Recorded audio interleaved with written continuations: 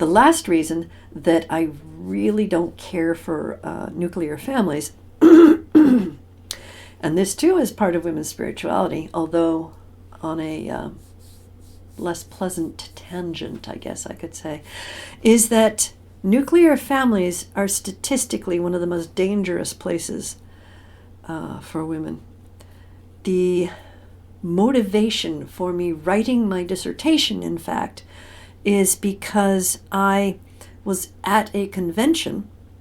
It was a convention on women in mythology. And as I was walking past one of the conference rooms, talk about a bolt from the blue. I mean, the timing on this was just perfect.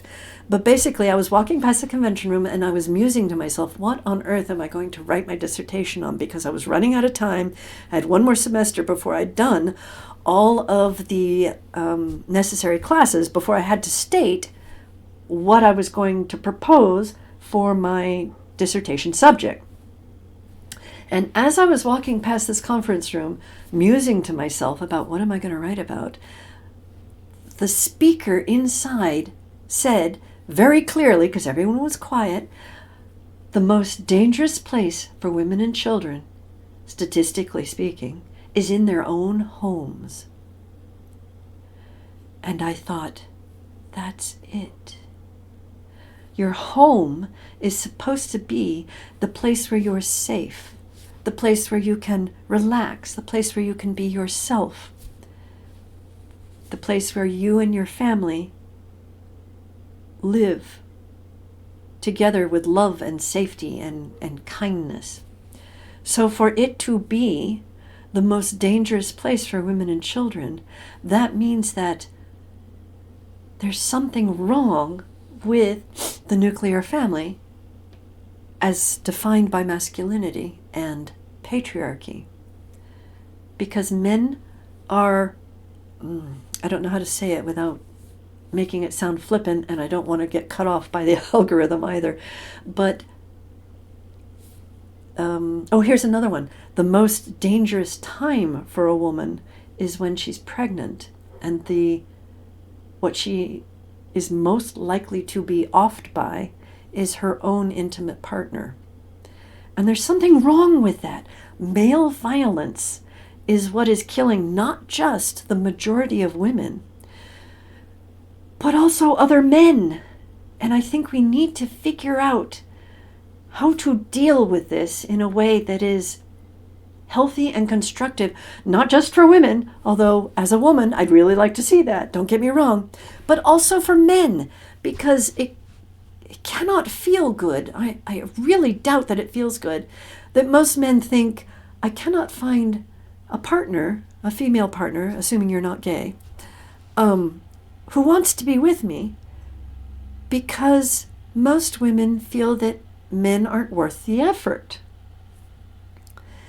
And this is something that the statistics, I wish I could say I was making this up, but all of the statistics are statistics that have been gathered by the United States government.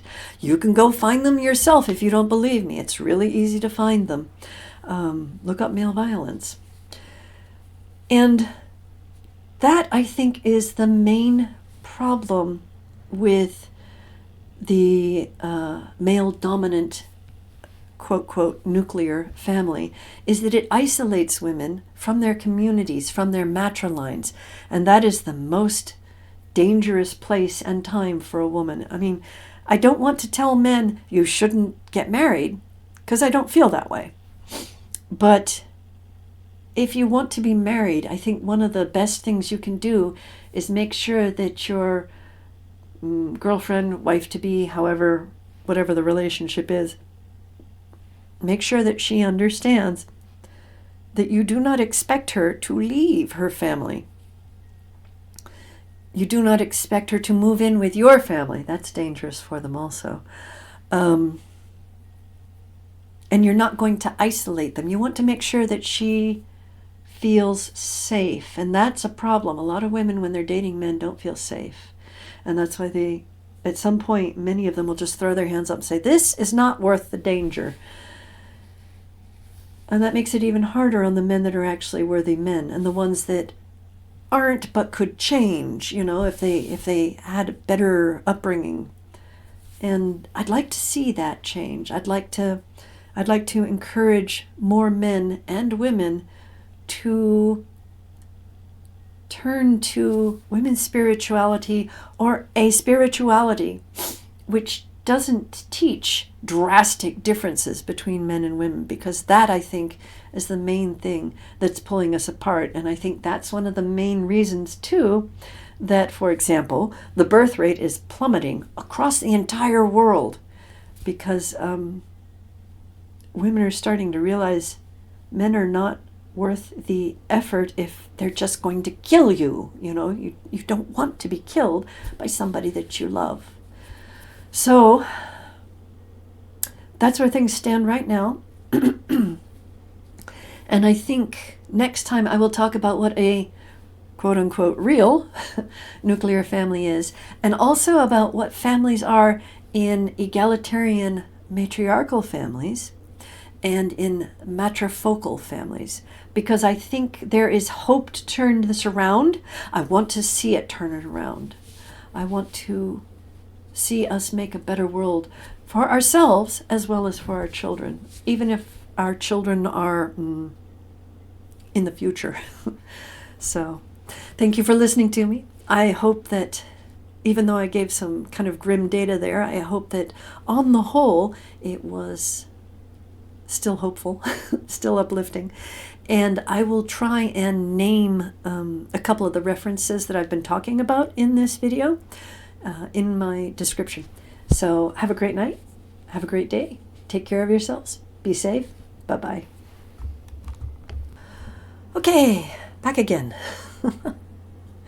So last time we were talking about nuclear families in the male-dominant patriarchal sense of nuclear family, and how it was supposed to be natural, universal, the way God wanted, that kind of thing.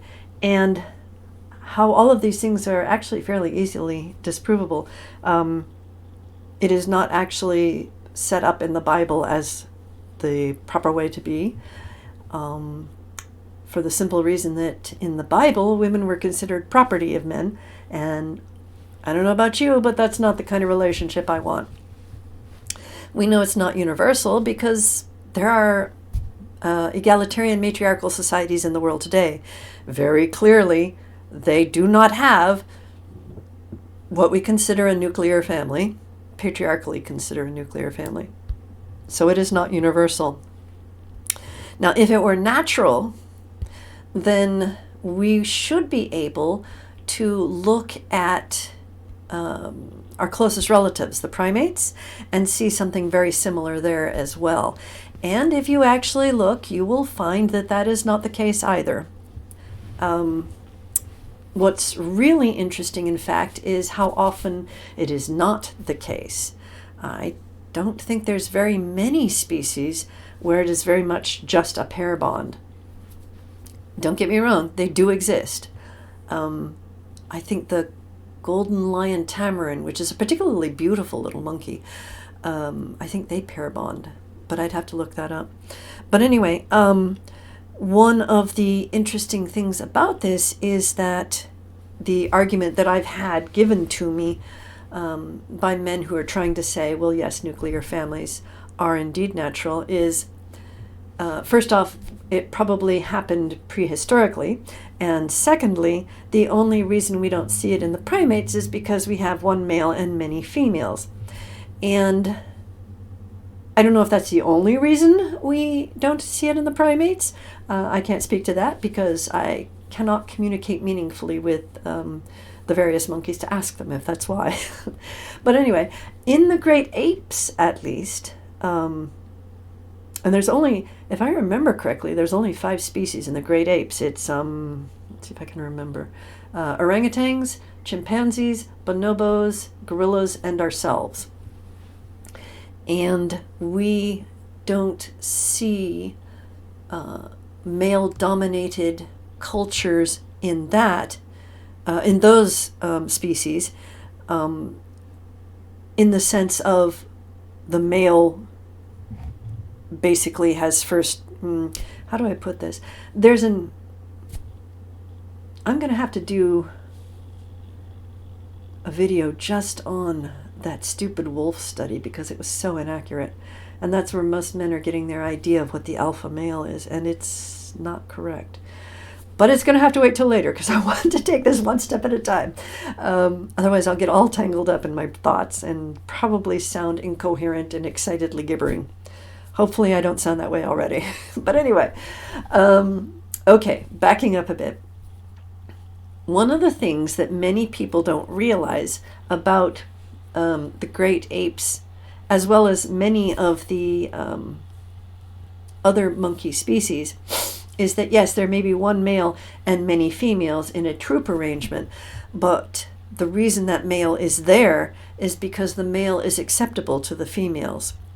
You would be surprised how many times an abusive or unfriendly male just sort of has an accident, or the females forget to warn that male that another male is coming, or just happen to help the new invading male that they like better take care of and drive off the male that they don't care for. And this is not just a every once in a while thing. This extends across many, many species where there are males and many females. You see it in, let's see, what species do I know it's happened in? I've heard of it happening in chimpanzees, in bonobos, in several subspecies of baboons, in gray langurs. Is that all I can think of? I think vervet monkeys too. Basically, a male has to make sure that he pleases the females. He cannot just be dominating. And that does not make for a good argument for a nuclear family, which is what my friend that was talking to me about it was trying to say. He was saying that it was a modification of that. And frankly, I don't think it's a good modification of it. I don't think it actually is a modification of it at all, unless what he's trying to say is that women should be able to pick up a stick with their sisters and other friends if their husband is abusing them, and drive him out the door for another male. And I'm pretty sure that's not what he meant. So thank you so much for watching. It means the world to me. Smack that subscription button and then please like and share. Drop me a request in the comments if you want more on this subject. And if you enjoyed my sharing my learnings with you, check out my Patreon. It's listed in the description below. You can find out more about my paintings there too.